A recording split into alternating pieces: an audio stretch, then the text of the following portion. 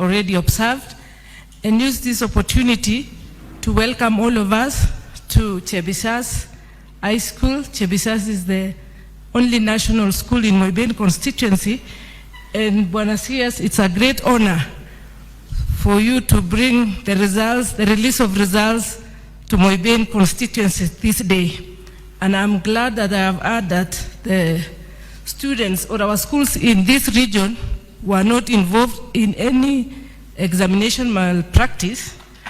And I want to thank our principals, our teachers, and all those who participated in the examinations, the security, all the way, for a very credible exercise.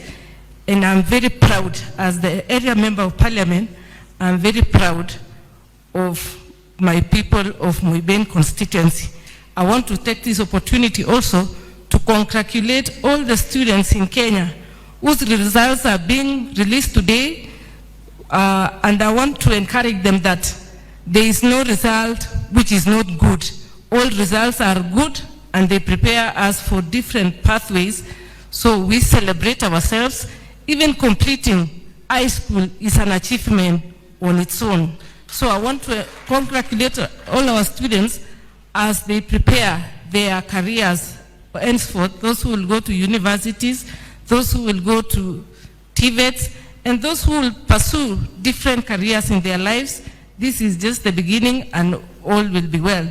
I want to also congratulate my candidates from Moiben constituency, and I know the choice of Moiben constituency to release the results is an indication that the results from our constituency are improved. That's an indication that we improved. So I want to thank everybody, and karibuni sana. Asanteni.